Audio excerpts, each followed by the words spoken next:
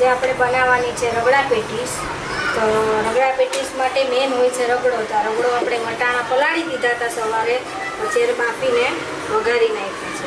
હળદર, મીઠું ને લીલી મરચી, આદુ મરચાંની પેસ્ટ સિવાય બીજું કાંઈ નથી નાખ્યું, કેમ કે જે ટીક્કી બનાવવાની હોય છે એમાં જ બધા મસાલા નાખવાના હોય છે। તો આપણો રગડો તૈયાર થઈ ગયો છે। રગડો વઘારવા માટે ખાલી તેલ, જીરું, લીમડો નાખીને હળદર ને આદુ મરચાંની પેસ્ટ નાખીને વઘારી લીધો છે। બીજું કાંઈ આમાં નાખવાનું હોતું નથી। આપણો રગડો હવે તૈયાર છે। હવે આપણે બનાવશું મસાલા ટિક્કી। બનાવવા માટે લઈ લીધા છે બાફેલા બટેકા, અને એમાં 10 મિનિટ પૌવા પલાળી દેવાના। પૌવા આપણે નાખીશું। બધા બટેકા આપણે છોલી લઈશું। મેં બતાવ્યું હતું 10 મિનિટ પલાળેલા પૌવા અને બટેકાનો છૂંદો કરી નાખ્યો છે। હવે એમાં મસાલા કરીશું। મીઠું, ધાણા જીરું, હળદર નાખી શકાય, મેં નથી નાખી। આદુ મરચાંની પેસ્ટ, થોડોક ચાટ મસાલો અને થોડોક ગરમ મસાલો, અને આપણે ટિક્કી વાળી દઈશું।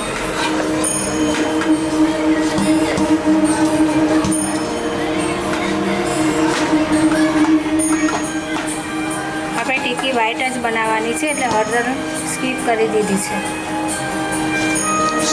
આ રીતે ગોળ ગોળ આપણે બધી ટિક્કી વાળી લઈશું।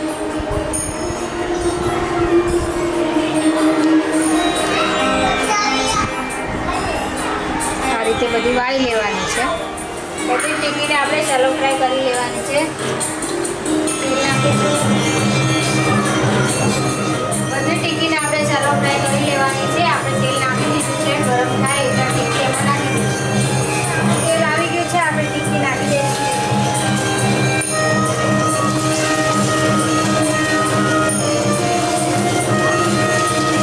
ટિક્કી આમાં નાખી દીધી છે। થોડી વાર થાય ને એટલે આપણે પલટાવીને જોઈ લઈશું થઈ ગઈ છે કે નહીં। હવે આને આપણે પલટાવી લઈશું।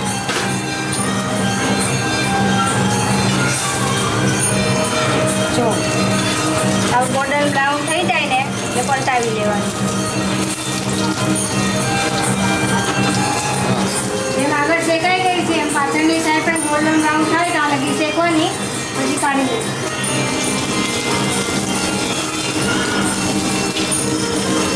બાજુ પણ આપણી શેકાઈ ગઈ છે, હવે એને આપણે કાઢી લઈશું। પેટીસ આપણી શેકાઈને એકદમ મસ્ત ગોલ્ડન બ્રાઉન થઈ ગઈ છે।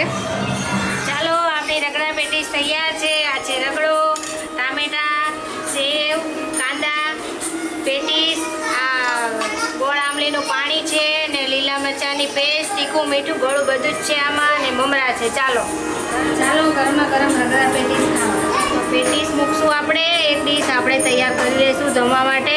એની પર ગરમ ગરમ રગડો, એની ઉપર આવશે કાંદા, એની પર ટામેટા, એની પર આ તીખી મીઠી ખાટી ગળી ચટણી, એમાં નાખશું સેવ ને નાખશું મમરા। ચાલો દોસ્તો જમવા। ચાલો, ગરમા ગરમ રગડા પેટીસની ડીશ તૈયાર છે। મારો વિડીયો ગમ્યો હોય તો મારી ચેનલને લાઈક, શેર અને સબસ્ક્રાઈબ કરજો। શેર તો જરૂર ને જરૂર કરજો।